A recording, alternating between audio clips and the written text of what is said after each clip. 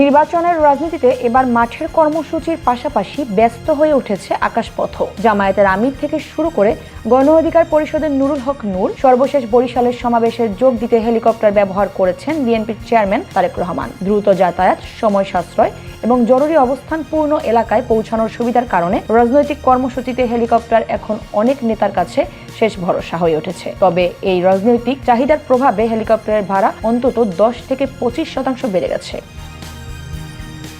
শুধু শীর্ষ পর্যায়ের নেতারাই নন, বড় জনসভা ও কর্মসূচিতে অংশ নিতে স্থানীয় পর্যায়ের অনেক নেতাকর্মীকেও আকাশপথে যাতায়াত করতে দেখা যাচ্ছে। নির্বাচন ঘিরে সভা সমাবেশের সংখ্যা বাড়ায় দলীয় প্রধানরা একদিনে একাধিক জেলা ও অঞ্চলে পৌঁছাতে হেলিকপ্টার ব্যবহার করছেন। বিশেষ বাসের ব্যবস্থা থাকলেও সময় বাঁচাতে অনেকেই বেছে নিচ্ছেন আকাশপথকে। নির্বাচন কমিশনের আচরণবিধি অনুযায়ী দলীয় প্রধান বা সমপর্যায়ের নেতারা হেলিকপ্টার ব্যবহার করতে পারলেও লিফলেট বিতরণ কিংবা ব্যানার ঝোলানো সম্পূর্ণ নিষিদ্ধ।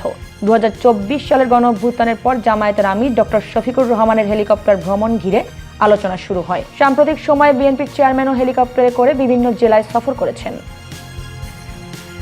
হেলিকপ্টার অপারেটরদের তথ্য অনুযায়ী একদিনে একাধিক গন্তব্যে যেতে হলে ফ্লাইট সংখ্যা অনুযায়ী অতিরিক্ত চার্জ যুক্ত হয়। তাই ডিসেম্বর থেকে ফেব্রুয়ারি পর্যন্ত এই নির্বাচনী মৌসুমে সাধারণ সময়ের তুলনায় ভাড়া বেড়েছে। সাধারণত এক ইঞ্জিন বিশিষ্ট হেলিকপ্টারের ঘন্টা প্রতি ভাড়া 65 থেকে 75,000 টাকা। বড় এক ইঞ্জিনের ক্ষেত্রে দিতে হয় 1 লাখ টাকার বেশি।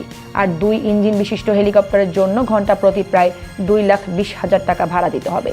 অপারেটররা জানিয়েছেন, বুকিংয়ের জন্য যাত্রার অন্তত 24 ঘন্টা আগে সংশ্লিষ্ট প্রতিষ্ঠানের সঙ্গে যোগাযোগ করতে হয়।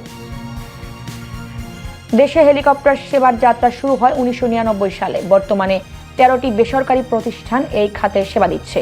বাংলাদেশ বেসামরিক বিমান চলাচল কর্তৃপক্ষের তথ্য মতে দেশে নিবন্ধিত হেলিকপ্টারের সংখ্যা 42টি, যার মধ্যে প্রায় 35টি বর্তমানে সচল রয়েছে। খাত সংশ্লিষ্টদের মতে এখন হেলিকপ্টারে ভ্রমণ আর শুধু বিলাসিতা নয়, কর্পোরেট যাতায়াত, বিদেশি যাত্রী আনা নেয়া, ঈদের আগে বাড়ি ফেরা, পর্যটন এবং জরুরি রোগী পরিবহনেও এর ব্যবহার বাড়ছে। তবে নির্বাচনী মৌসুমে রাজনৈতিক চাহিদা বেড়ে যাওয়ায় আকাশপথের এই ব্যস্ততার সঙ্গে ভাড়াও স্বাভাবিকভাবেই কিছুটা ঊর্ধ্বমুখী হচ্ছে।